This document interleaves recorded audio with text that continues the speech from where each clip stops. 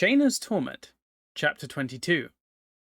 Chaina moved into his lavish new quarters in the first manor and threw himself into his new duties. The Order's crusade blossomed into a full-blown war in the wake of Chaina's visit to the camp, and the first charged Chaina with bringing the hostilities to a speedy conclusion. While the first dealt with angry communications from the Order's highest-ranking officers, Chaina would respond to the marked increase in crusade raids around the region. The raiders were not yet numerous enough to mount another attack on Cabal City. Instead, small bands of troopers and officers were terrorizing the lesser Cabal strongholds in northern Ataria, especially those with pit facilities, so Chaina had very little time to dwell on Kamal's betrayal. Mere days after mutilating himself, the barbarian packed up his kit and left the leech's chamber on his legs that could barely support him. Chaina realized how completely Kamal had turned his back on Cabal hospitality. He wondered what kind of madness led a man to spit on his hosts and make enemies of his closest friends. The last thing Chaina heard from his former partner was that he was renting a room in a public house near the docks, where the rent was low and the interaction between landlord and tenant was minimal. None of that mattered in the larger scheme of things, of course. Kamal insisted on being treated like any other contestant in the pit, and the Cabal would happily accommodate him.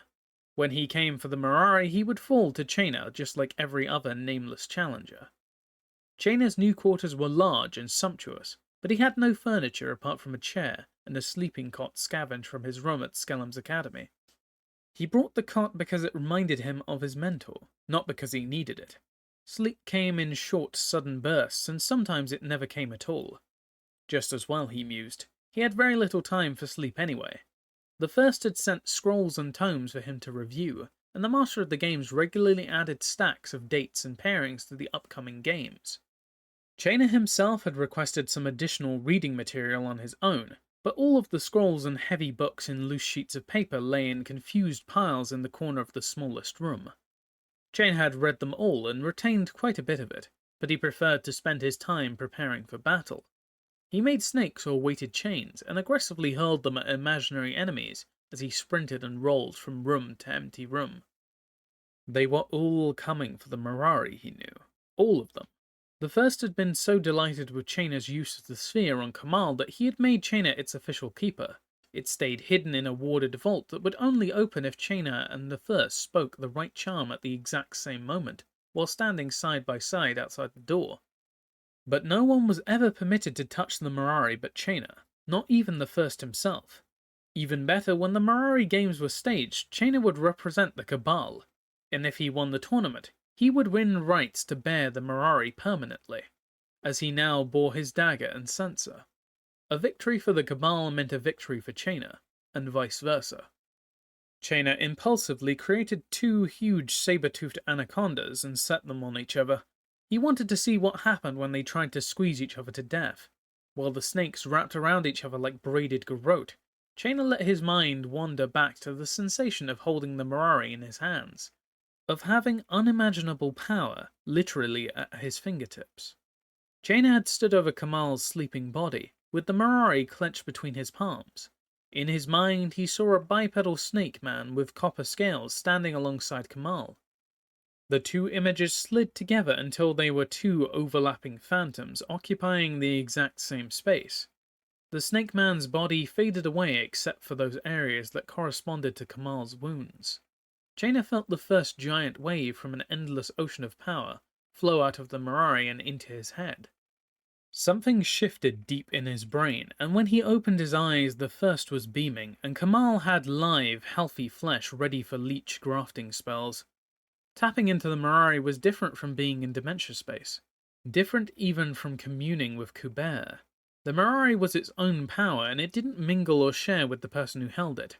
The sphere was more like an infinite battery in search of will through which it could focus and release its energy. The Mirari could change the world, Chaina knew, but it couldn't decide on its own. Making the decision and unleashing the power had proved fatal to everyone but him, and Chaina took enormous pride in that. Not only was he the only being alive who had used it, he alone was the only one who could. It was his to employ, his to use on behalf of the Cabal. It had told him so the first time he saw it, and everything it had shown him had come true. As soon as he had annihilated the Order and won the Mirari for himself in the games, his destiny would be complete. A soft knock and call of "Master?" interrupted his training. Master Chainer had earned the rank by successfully completing the Shikar, and the first had formally conferred it upon him in wake of the redoubled crusade. He dismissed the two anacondas, touched the polished marble wall to ground himself, and replied, "The Cabal is here." He was learning to control the physical changes his power caused. If he concentrated, he could cancel the musical reverberation of his voice. He was less successful at controlling the appearance of his eyes. A young blonde girl came hesitantly in. She held an onyx scroll case. "The First and Ambassador Loquatus await your presence," she said. She never looked up at Chainer. He guessed his eyes were currently hollow. Had he been that timid at her age? That frightened? "Thank you, little sister," he said. She seemed to acknowledge his kindness, but she still seemed cowed, terrified. Perhaps she had only smiled to avoid antagonizing him. Chainer felt the urge to send a rattlesnake slithering across her sandaled feet. A glowing-eyed, venom-spitting nightmare that would strike but never bite, that would follow her everywhere and burrow under her pillow while she slept, rattling all the while. He put the temptation aside. He had business with the First. And besides, he was sure the messenger would crack in less than 2 days. Hardly worth the effort of creating the snake in the first place. "If you are ready, Master, I will take you to them." "I'm ready, little sister. Lead on." Chainer saw a shadow of a thick, scaled body moving across the messenger's foot, but she didn't react to its touch. He blinked hard and the rattler was gone. "Are you all right, big brother?" "I said lead on." Chainer snapped. He was suddenly irritable. Was it lack of sleep? He vowed that he would get some rest as soon as he and the Mirari introduced Loquatus to his new familiar. Chainer was taken to a small, comfortable room outside the vault that contained the Mirari. He was greeted warmly by the First and Loquatus, but the ambassador visibly fumed when he was ordered to stay behind while the Cabbalists fetched the sphere. When Chainer re-entered the room bearing the Mirari, Loquatus stared at it hungrily. "Ambassador," Chainer said, "on behalf of the First and the Cabal, let me apologize for the delay. Now, as agreed, I present you with Turg's replacement." Chainer used the Mirari as he had with Kamal, held tight between his hands with his eyes closed. He had put a great deal of thought into the casting beforehand, with constant input and refinement from the First. Every detail had been meticulously planned. Unleashing the actual creature was almost an afterthought. Chainer saw the creature clearly in his mind. It was a medium-tall humanoid male with 5 fingers, no toes, and the well-defined musculature of a competitive swimmer. Its body was hairless and featureless, an unbroken surface with no openings for eyes, nose, ears, or mouth. It was a bruised black in color, a dark and murky purple that was effective camouflage in both the shadows of the city and the sunless depths of the ocean. With an extremely bright light directly behind it, however, no one would be able to see that it was partially translucent, with no recognizable bones or internal organs of any kind. In his mind's eye, Chainer saw a collar streak out and find the featureless man's neck. He noticed with satisfaction that the figure did not struggle or claw or react in any way to the collar. It seemed as comfortable with it as it did without it. Chainer gave the leash a gentle mental tug. The creature took a single step forward and disappeared. Chainer opened his eyes and the purple figure stood in the center of the room, steaming like a lobster fresh from the pot. "Ambassador Loquatus." Chainer presented the featureless man with a grand wave of his golem hand. "Meet your new familiar. I'll call him Burke." Loquatus inspected the new arrival and was clearly unimpressed. "Quickly, call him by name," Chainer said. Loquatus put his hands on his hips, obviously skeptical of the entire affair. "Now, he needs to imprint you as his master, or we'll have to start all over." "Burke." Loquatus shot the First a long, suffering look as he spat the name out. "Attend your master." Burke responded to the sound of his name by facing Loquatus and dropping to one knee with his head bowed and his fists on the floor. "At least he knows his place," Loquatus said, "but what else can he do?" Jaina had expected this reaction from Loquatus, and he smiled patiently. Well, he said, you specified obedient, powerful, and amphibious. Burke is all of those things. You can see how quickly he responds to your voice, and he doesn't need to breathe, so both land and sea are accessible to him. But what does he do? Loquatus keened. Obedient and amphibious do me no good if there's no power to back them up. He has to be my new Jack, my new champion in the pits. How does he fight? Chaina smiled again. Perhaps a demonstration is in order. He scanned the room. If you'll follow me to a room with a little bit more space, Ambassador, I'm sure Burke will satisfy your concerns. If I may, the first interrupted, I will take my leave of you, Chaina. Let me return the Mirari to the vault, so you and Loquatus can test his new Jack. Loquatus sulked some more as Chaina and the First left him to become acquainted with Burke while they put their treasure away. Has it worked, Master Chaina? Have you created exactly what we discussed? Exactly, Pater. Outstanding. Convince the ambassador to accept his gifts and send them both on their way. Come to my chambers when you're done. I would discuss our strategy for defending the lesser pits between now and the games. I'll be along directly, Pater. They replaced the Mirari, sealed the vault, and the First went away, trailing his attendants behind him. When Chaina returned to the conference room, Loquatus was peering into Burke's blank face. Can I touch him? Is he at least caustic? Follow me, please. And no, Ambassador, I'm afraid not. Burke's entire body is composed of nothing more than a dense, inert gel. He led Loquatus down the hall towards one of the private pits, smaller versions of the main arena for private matches and demonstrations. Inert? Do you mean it does nothing? I mean it interacts with nothing. A drop of his body material on your skin or in your bloodstream wouldn't harm you any more than a drop of oil. The gel is extremely durable, however. The sharpest sword or dagger might pierce its hide, but the blade will snap before it goes any deeper. I think you're missing the advantages of his body, Ambassador. He has no bones to break, no organs to rupture. He doesn't breathe, so he cannot be strangled. He has no eyes, so he cannot be blinded. No pores means there's no way for his skin to absorb irritants. No circulatory system means there's no way for diseases or poisons to spread inside his body. Virtually every attack he faces in the pits is going to fail, simply because he doesn't function like a normal living body. Burke's body is just a vessel for his mind, and his mind is a vessel for your commands. Doesn't function normally, Loquatus echoed. It doesn't seem to function at all. All you've given me is a defensive creature, a bodyguard, and I will repeat myself, I need a Jack, a fighting champion. They came upon the closed door that led to the private pit, and Burke sprang forward to hold the door for them as they passed. Thank you, Chaina said, and Loquatus grumbled. I sincerely hope, Master Chaina, that you didn't expect me to be so polite to the servant every time he attends me. No, Ambassador, the Cabal teaches us how to be polite to all of our guests, including their servants, and Burke is now very much yours. A greater treasure I have yet to receive, Loquatus said nastily, and you haven't answered my question. How does he fight? And more to the point, how does he win? Now that we're here, Chaina said, I can answer your question, and believe me, you're gonna love this. We shall see.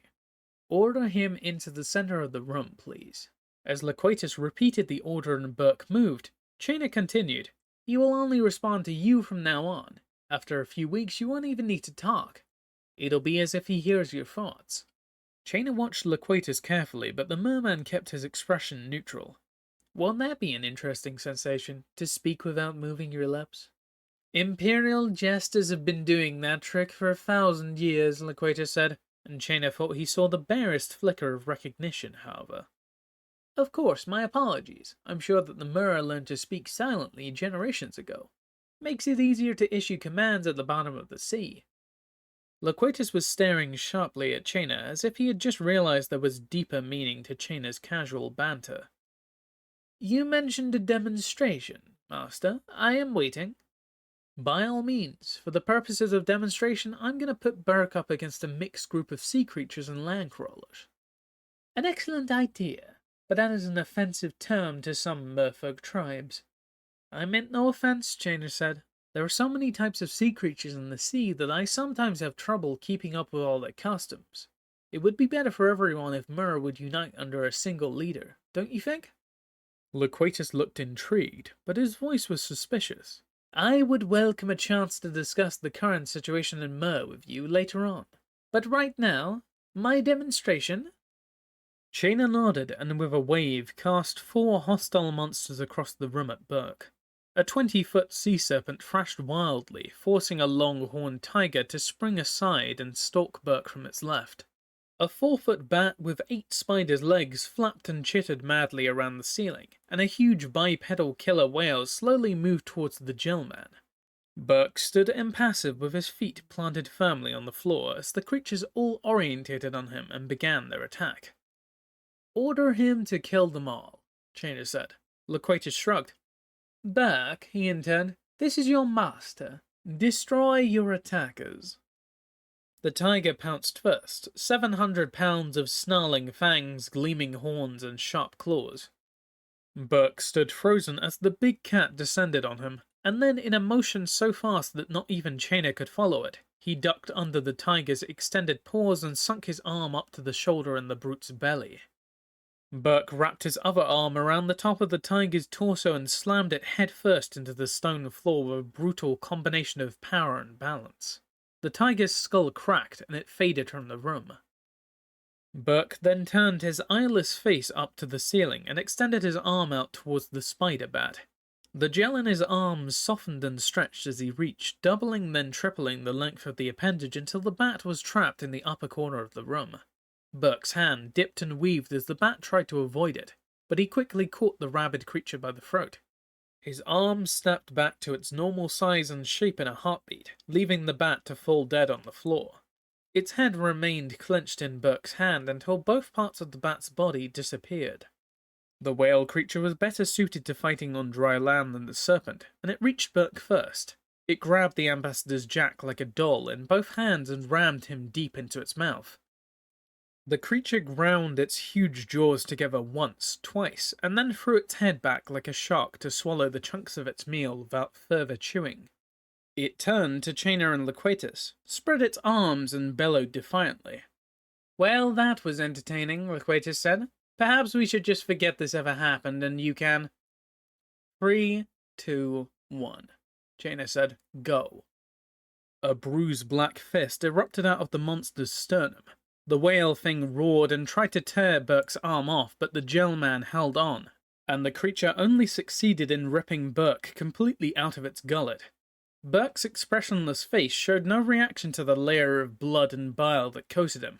The mortally wounded whale monstrosity fell on its back and soon vanished. One more to go, Chainer said. The sea serpent had at last found some traction and was undulating at Burke with jaws wide. Burke regarded those jaws and then he leaped forward. His spread-eagled body met the oncoming serpent's head, and Burke splashed across the serpent's face like an overripe piece of fruit. To Loquatus's visible amazement, the shapeless splotch of gel adjusted itself and willfully expanded across the serpent's mouth and nose until both airways were blocked. The serpent shook its head violently in an attempt to dislodge its tormentor, but the gel clung tight and would not be thrown off. The serpent's struggles grew slower, then feeble, then stopped altogether. Only when it disappeared out from under him did Burke reform himself into his humanoid shape. He's even better underwater, Chainer said happily. He can smother gills quite as easily as lungs. The principle's exactly the same. Keep air from entering the body. Burke stood tall and silent, awaiting his next command. Loquatus woodenly began to clap, slow, measured applause that gave him time to think. Absolutely marvelous, Loquatus said. Forgive me, master. I did not fully appreciate the value of your gift. Chainer smiled graciously. Not at all, Ambassador. There are many tasks a man in your position needs a reliable jack to perform. The Cabal is always willing to assist you. Loquatus was still staring at Burke, his mind furiously churning. I'm sure, Chainer went on, that you'll find something useful for Burke to do almost immediately. That caught Loquatus' attention. There are many ways I could employ such a champion, some more urgent than others. I also have urgent matters to attend to, matters far less enjoyable than meeting with you, Ambassador. I wonder if we were to discuss these matters together, would we find a way to help each other, as we have done today? I would be most interested in finding out the answer to that question, Master Chainer. I would welcome the Cabal's help and the chance to help the Cabal in return. Perhaps we should meet again before you head back to the sea. Tonight, for example, over dinner? I would be honored. Come to my embassy this evening and we'll discuss the future. I'm looking forward to it. Ambassador. Yes. I've heard wondrous tales of great libraries of myrrh. Is it true that they go back thousands of years? Absolutely true. And if you had access to a certain other special documents, a man of your talents could uncover a secret that has been hidden for generations? It would be my pleasure to try. More, it would be my duty. You have done me a great service here today, Master Chainer. Chainer offered the ambassador his hand, and after a conspiratorial smile, he took it. The Empire and the Cabal, Chainer. May their interests always coincide.